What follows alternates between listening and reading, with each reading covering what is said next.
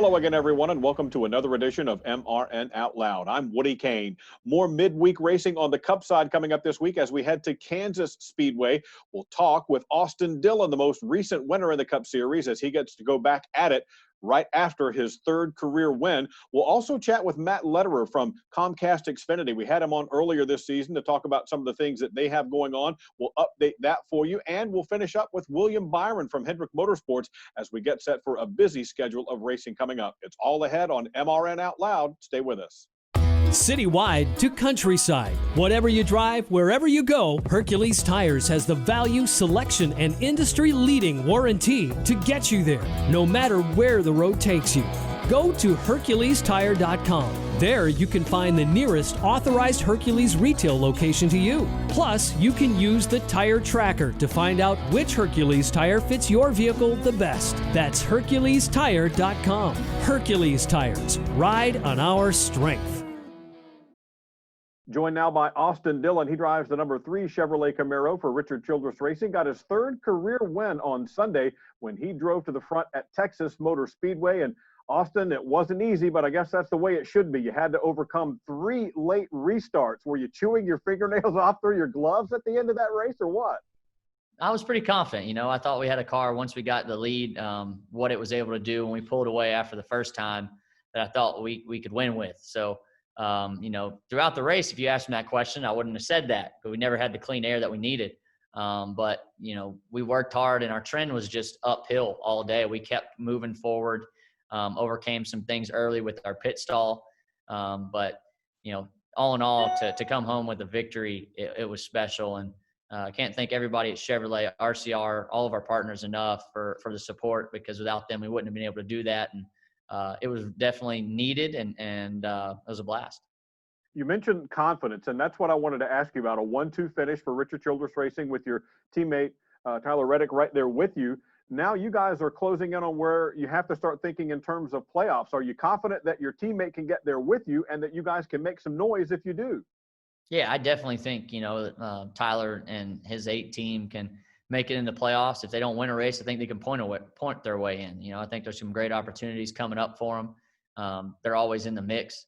And in the playoffs, I definitely feel like this is probably the best year at RCR that I've had in the Cup Series as far as speed has gone, to go outright and win a race like that. So the opportunities are there, and we want to take advantage of them, try and be the first to win all 3 championships this year.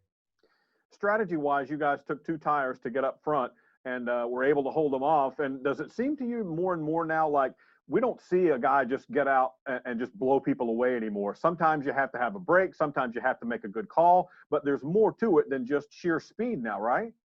Oh, for sure. There's a lot that goes into these races, and, track position plays a big part. And then being different on strategy. 2 tires was the call from Justin, and I needed them. I needed left sides. 8 and Randall, they took fuel only. And I feel like that left side tire call was the one that just edged us out. And then we also had to have a great pit stop because Kurt Busch took lefts as well. And getting that track position on him was good. So pit crew really gets a lot of credit in this win. It was just my job not to screw it up. Sometimes, boy, if you could just hang on and be there at the right place at the right time, you can get those victories. Your third career win, but you don't get to rest on your laurels for long. Right back at it at Kansas, another midweek race. Do you like those? And what do you think about racing at Kansas specifically? Well, I think it'll be another solid run for RCR. It's a good track. A 1.5 mile program's been good this year. It's a racy place. You'll be right up by the fence, doing everything you can to find grip. So night race, pretty high speeds there. So looking forward to it. I do like the midweek races. I think that's so special. And then it gives us the weekend to kind of recharge. It's our only little off weekend, I guess you could say, before we finish off the season strong racing. So we're going to be working hard, and I think we can do it again. I really do. You put ourselves in a good position. I'd like to have a better draw than we've been getting. The draw seems to really play into the stage point factor and then track position. But as long as we get that track position when it matters, and that's toward the white flag, we'll be in a good place. Along those lines about the midweek races, you mentioned that you like that. We've seen several things that we might not have seen as quickly had we not had the pandemic, with everything from the choose cone to limited practice to no qualifying. What kinds of things that we've experimented with this year do you like and think might survive going forward? Well, I sure hope the choose rule is something that NASCAR just locks in. I think it was a great addition to the All-Star race, and I think it helped NASCAR too. I think it kind of got rid of the shenanigans that you see in the back of the pack when people are trying to line up, and puts a lot of stress on NASCAR. This way, it's in the driver's hands. They know what they have to do. They get to choose which lane they want. And I think at some of these tracks, it will create some awesome parity and drama, and which lane you end up going with. And some of these places are really dominant in one lane. And that's where the places that I feel like it'll make the racing even better. Um, yeah, so I think we've adopted some really cool things in NASCAR this year. I've enjoyed no practice personally. I really like that. I hope it stays the same. If there's something we need to do, maybe a different type of draw, maybe just do qualify, we qualify only. But I like the minimal practice sessions. With that being said, you mentioned that you do like the midweek races and you enjoy the lack of practice. What about at a track, for example, you're going to be racing the Daytona Road Course coming up. Would you like to see at least a shakedown lap or two at a place that you haven't been before? I mean, what do you think about that? Yeah, that's definitely interesting. There's a lot of trust in our engineers and our crew chiefs with no book to go off of. So I'm sure we'll be very conservative in the approach going there. And that's part of it. I'm just glad we're locked in that case. You know, I was looking forward to getting a little bit of practice, but heck, playing field's the same for all except the guys that have run those 24-hour laps. You know, those guys are in probably a really good position right now. Jimmy Johnson, those type of people are going to be good at that race, and just see what we can learn, try and take something from it to be ready for the Roval. When you face a situation like that, do you spend extra time on the simulator, or how do you address a situation where you haven't turned any laps on a track like that? It'll definitely be a lot of prep going on at the simulator, many hours in it, just trying to get comfortable and figure out how to carry momentum and speed. Luckily, there's a lot of left-hand turns, which should help. We'll be working hard to make it happen and have a good race there. Just over a month now since Ace, your first son, came into the world, you and Whitney, getting along fine from all accounts there. But I'm curious, you know, everybody who has a child says, well, I talk to everybody in my family and people I know who have children, but even doing all that, nothing substitutes for doing it yourself. What has surprised you about this first month? Anything? I'm just really thankful for grandmas and my wife.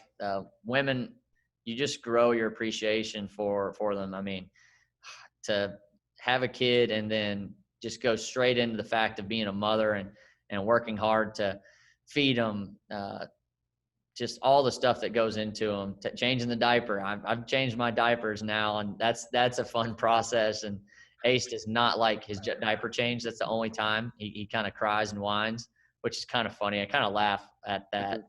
And, but you know, just a lot of respect for my wife and the grandmas that are helping us out, making it easy on myself. And Ace has been good too. So it's just blessed to have a healthy baby and a great family around me to help support. As young as he is, can you see a few personality traits starting to come forward already in him? Well, I'm sure the crying part is what my buddy could say. But no, it's cool to see him. You know, I feel like he looks like me. But every now and then I see a lot of my wife too. So it's cool. He's just growing fast. I mean, he's put on a lot of weight already. And those days of him being so small are like, I feel like they're fleeting. So you just want to hold him as much as you can right now. Yeah, everybody says it flies by. Well, Austin, we appreciate your time. Congratulations on the big win at Texas. Good luck at Kansas, and going forward, the playoffs will be here before we know it, right? That's right. We'll work hard, and we got 3 good ones coming up to start with those playoffs. So a lot of short track racing. There you go. That's Austin Dillon, drives the number 3 Chevrolet Camaros for Richard Childress Racing, our most recent winner in the Cup Series. Matt Lederer joins us now with Comcast, the Vice President of Brand Partnerships and Activation, but you're more familiar with the Xfinity side, of course, sponsor of that series and a premier sponsor of NASCAR. You guys got to be ecstatic with the way things have come together here under difficult circumstances. Yeah, thanks for having me, Woody. Absolutely. I mean, I don't know if 2020 has gone as any of us had expected or hoped for. But I will tell you this, the involvement in the sport of NASCAR has continued to be really good for both our brand and for our business. And, you know, at the heart of it, we're all here at Xfinity, we are race fans.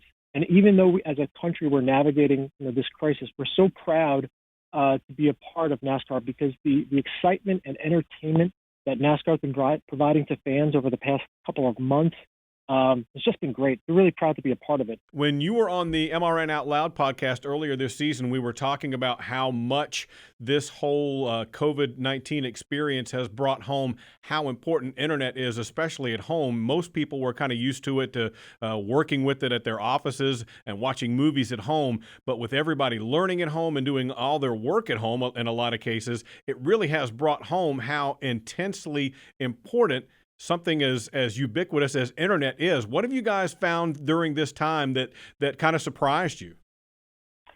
Yeah, it really has been a fascinating time for the product that we offer, specifically the internet side. Although the video side also has seen, transformation as well in terms of when people are consuming content, what content they're consuming. We're bringing new things, to our customers. Tonight's not just the All-Star race, but tonight's the launch of Peacock, which is an NBC streaming service now available to everybody, but it's been available to Xfinity customers for a couple of months now. And so to see an app like that launch and see the way people consume content, we're seeing variances on that side as well. But the internet side, I really think the word that has jumped out to me is just how crucial it is right now for everything. Staying connected with loved ones, working, submitting college applications, submitting your school papers, filing your taxes. All of those things, the internet has just become so crucial, and we're doing everything we can to make sure that the community and our customers stay well connected. So whether that's making sure our Wi-Fi spots are open for everybody, to use, making sure we don't disconnect anybody for non-pay who are having economical, challenges during this time, waiving late fees, but also looking at our Internet Essentials product, which is our internet offering for low-income families and veterans. And making sure that we provide 60 days of free internet service to anybody who's eligible for that product throughout the remainder of 2020, so that everybody can benefit from it. Originally, we were going to take it through June 30th. I guess unfortunately, because of the continuing challenges we're going through as a country, we're now offering that to the end of this year. And so that's been a really important product for us to make sure that everybody stays connected. And what's been exciting on the NASCAR space is the ability to take that product and bring it into the sport. And so, we just finished a couple weeks ago the Dash for Cash program. Boy, that was a thrill. Those were some fun races. Yeah. Oh, the racing is always, so great. And this season on the NASCAR Xfinity side, Woody, I think you would agree, has been really fun racing. And by the way, shout out to my man Cole Custer last week at Kentucky. That was an alum. Fantastic. And I was super excited for somebody that's a great dude, and wow, what a pass he made. But we took the Internet Essentials product and we extended it through NASCAR and extended it through Dash for Cash programs. So what we did is in the 4 race markets that held Dash for Cash races, we provided $30,000 donations to local charities in that area who are giving back to low-income veterans who are returning and helping them make sure that they are connected. And we bridge that digital divide for those heroes that are returning back. They need it more than ever, as well. Stay connected with their friends, file for benefits, make sure their health insurance is in place. And so we're really proud of how we've been able to take the services and products that we're offering at such an important time and leveraging that through an amazing partnership that we have at NASCAR. And one of those is in the Bristol area, correct? Yes, it is. Bristol has been a part of the Dash for Cash races, the last couple of years. So we've worked with, different organizations across Bristol and Atlanta and Miami, and companies that, include, ensuring that veterans and low-income families have internet access. They have equipment like computers and gateways, but also providing training to people as well. So it's not just the equipment. It's making sure that people understand the digital training, that's required to complete schoolwork, apply for jobs, and all of those things that, many of us, especially those that work for a company like Xfinity, think everybody knows how to do, but in many cases need some training on how to live in a digital-first world. Yeah, I know. We've been doing crash courses with my mother-in-law as well to get her up to speed on how to do certain things that she's never done before. Zooming with grandma and grandpa is it's a different world, that's for sure. Absolutely, it is. Matt, before I ask you one more question about something you've got coming up, how can folks find out more about the Internet Essentials program? You mentioned that folks need to qualify. Yeah, I think the best spot, Woody, and thank you for bringing that up, is to go to xfinity.com/prepare. Okay. And what that'll do is that'll take you through all of the things that we're doing during this time, but also give you the ability to learn more and discover about the Internet Essentials. Okay, now let's wrap up with this. Last year in Miami, some of my colleagues and I went to the Community Champions event, the Comcast Community Champions event. That was very well done. The food was fantastic, but just to see the passion that some of these nominees have for their individual charities was just really striking. And that's coming up again, and folks can still make nominations through this month, right? Yeah, so we have just opened up nominations for the Comcast Community Champion of the Year Award. So this is going to be year 6. We started it when we started the partnership. To date, we have donated over $600,000 to charities that are supported by individuals within the NASCAR space. And that can be drivers. It can be guys back at the shop. It can be track owners like our last year's champion, Mike Titilian, who's the president of Dover International Speedway. A couple of years ago, the pit crew at Chip Ganassi won the award. Media members, Woody, they are absolutely eligible for this award as well. Artie Kepner, who's the coordinating producer at Fox, was a nominee last year. So please, if you know anybody, nominate them so they can come and get the great food and also be honored, at the program. This is an award that's really near and dear to all of our hearts. When we entered the sport, it was really clear that the concept of community and giving back to the areas where we work, live, and race is really important to both Comcast, but also NASCAR as a whole, and the industry as a whole. So we are super proud of this award. The stories that we are able to tell year after year are really heartwarming.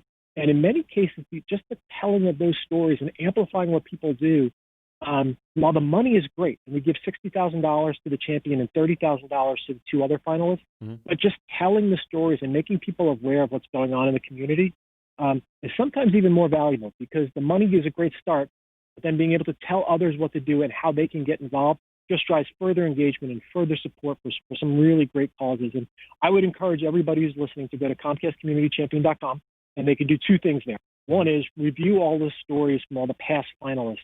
So I think there's 15 different stories that are up there, because we always have 3 finalists from the past 5 years. And then also fans can nominate right there as well. And they can see all the rules and regulations and everything that's needed. And nominations are open now, and they'll be open through Monday, July 27th. So please go visit the page, read the stories, learn more, and then if you know somebody in the NASCAR community that's doing great, please nominate them as well.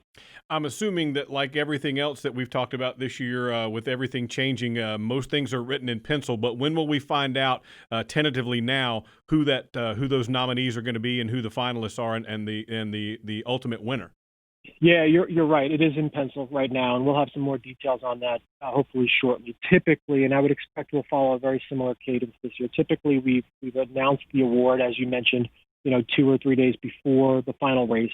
I would expect something very similar then. And usually about 3 weeks prior, we announce the 3 finalists so that people can see the stories. The way we vote on the finalists is we actually have a committee of people, NASCAR executives, Comcast executives, the members of NBC as well, and the past year's champion. Will all vote. Once they see the 3 finalists, we'll all submit voting. So we'll have more details. I would expect a similar type of, timing.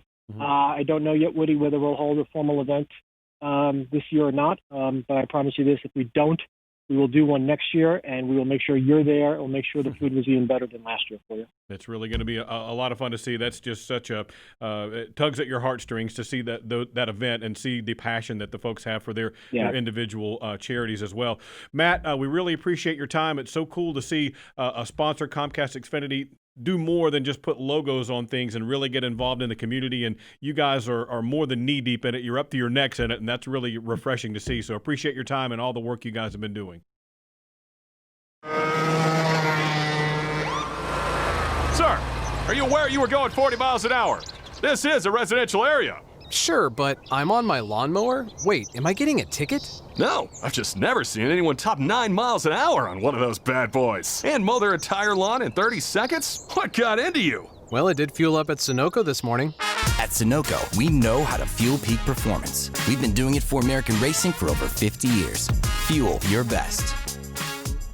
William Byron joins us now, the driver of the number 24 Camaro at Hendrick Motorsports, and midweek racing again. William, this time it's going to be at Kansas Speedway under the lights. Are you kind of getting used to this whole thing now?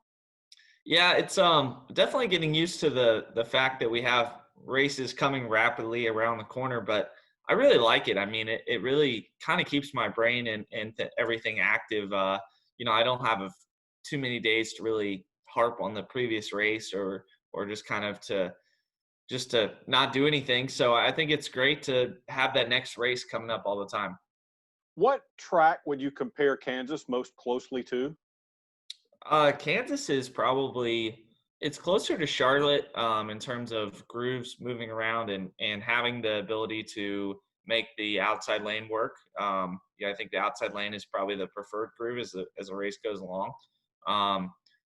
But then it's kind of similar in smoothness to Texas or a repave. So it's a fairly smooth track. It's starting to get some grain to it and some character, but great track. Honestly, it's one of the best mile and a halves I think that we have for racing.